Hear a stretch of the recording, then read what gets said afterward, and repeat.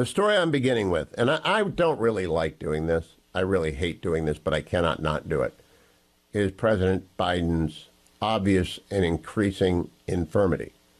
On Saturday night, they held the West Coast version of the star-studded fundraiser that they did at New York City's Radio Music Hall a couple of months back, and then Trump blew their numbers out of the water after the show trial in Manhattan. And so they needed more money. So they went out to L.A., and they got Jimmy Kimmel, and they got Barack Obama instead of Stephen Colbert.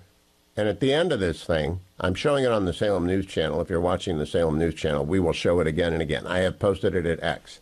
It gives me no pleasure. President Biden is fading fast. And at the end of this clip, and no, it is not doctored.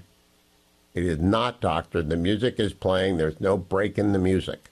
All right? So I can tell a deep fake. I am very leery of deep fakes, and there's some pushback from a bunch of Biden supporters. That's not what happened. They have a different angle on the camera that is less explicit than this angle on the camera. The president freezes for a good 10 seconds, and it could have gone forever, but Barack Obama walks over, grabs him by the arm, and pulls him to the stage left, and puts his arm around him and kind of guides him off. Now, we've seen this in Italy repeatedly. We saw it at the Juneteenth celebration. We have seen it and heard it a score of times this spring. The president's rapid decline is obvious and on display, and it's not going to turn around. I'm going to talk to everyone about it today. Now, I am not someone who has dealt with an elderly parent. My father-in-law died at the age of 74 of Parkinson's and Alzheimer's, Colonel Wilbur. And I was instrumental in managing that, his affairs. I was the executor, that sort of stuff. It's tough, right? I don't like to talk about this because I did that. My father lived to be the age of 80. My mother-in-law lived to be 73. My mom, 72, 73 as well.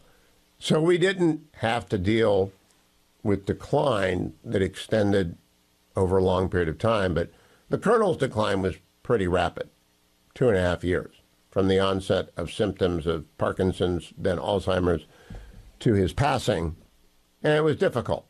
So it gives me no joy, obviously, that the president, and I'm not saying he has Parkinson's or Alzheimer's, I'm not a doctor, I just know what I see, and you know what you see, and that film is disturbing. Barack Obama knows what he sees. That what they're doing is they're running the Kamala Harris for president campaign, but they don't want to run the Kamala Harris for president campaign because she can't win.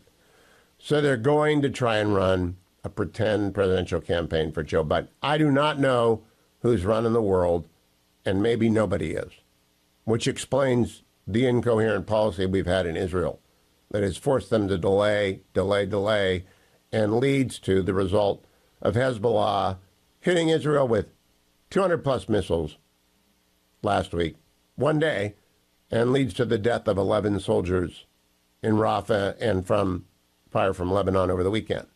Because we have put such constraints on Israel, obliging them to go slow, obliging them to wait for Hamas to say no a dozen times.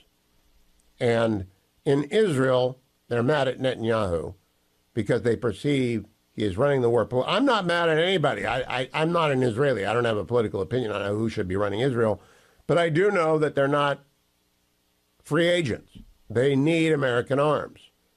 And especially if Hezbollah wants a war, if Iran wants a war, we got to get a second carrier over there, and we have to get involved with Iron Dome and the defense, as we did when Iran struck at Israel directly.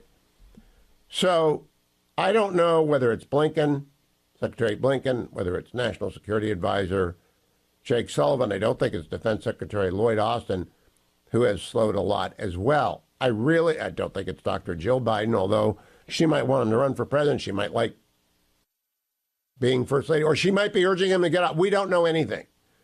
I am not omnipresent, omniscient. No one is.